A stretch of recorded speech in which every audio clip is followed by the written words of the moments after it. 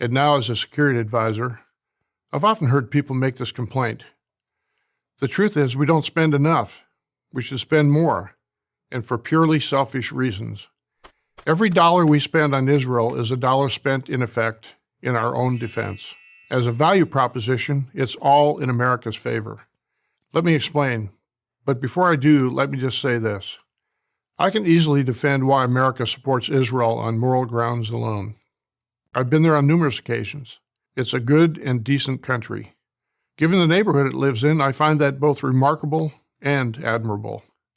But I will make this argument solely on the basis of America's security. Our partnership with Israel is unique. Unlike most of our current treaty alliances, say with South Korea, our ties with Jerusalem are not premised on American troops serving as tripwires on Israel's front lines. This is because Israel takes care of itself. America, for good reason, remains wary of any further military engagement in the Middle East. And this only strengthens the case for giving Israel the tools it needs to defend its borders. Here are 3 things we can do. Again, all in our own self-interest. First, the United States should front-load its financial commitment to Israel. We have agreed to provide Israel $38 billion in defense assistance over 10 years. That's a big number, but it's also a great deal for America. In addition to giving Israel the financial wherewithal to purchase the weapons it needs, it also benefits the American economy.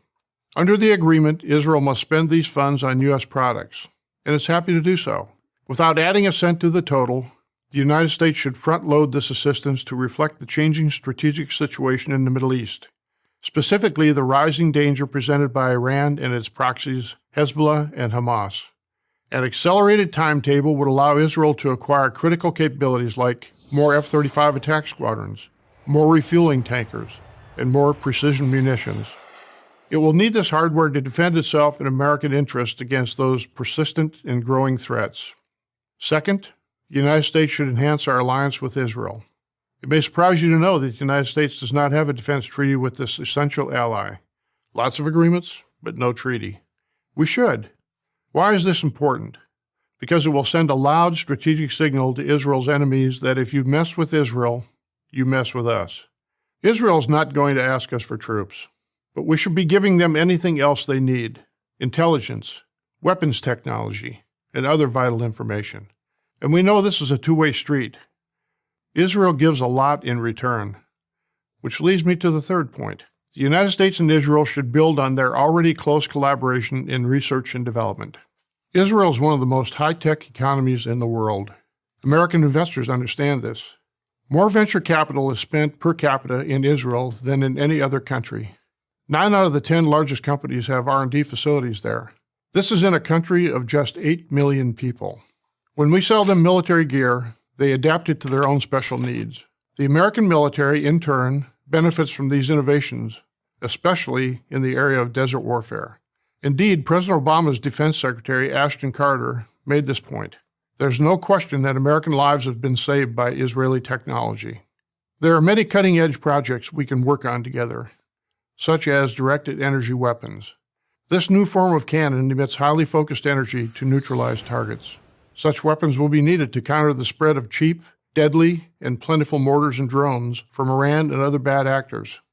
All this explains why I find it so infuriating to see Americans, especially young Americans, support anti-Israel groups like BDS, Boycott, Divest, Sanction, that want to weaken and destroy Israel. Putting aside the perverse logic of these groups that we should punish a free and open democracy, it's self-destructive. Israel is on the front line of terror. They, not us, are within missile range of Iran, Syria, Hezbollah, and Hamas. To the extent these enemies of freedom are held in check, they are held in check by Israel. And they ask from us not one U.S. soldier, only for military aid, which they spend on American defense products to help defend American interests. We should give them that aid without reservation. Sure, it costs us treasure, but it saves us blood, our blood. It's also the right thing to do. I'm General Chuck Wald, United States Air Force, for Prager University.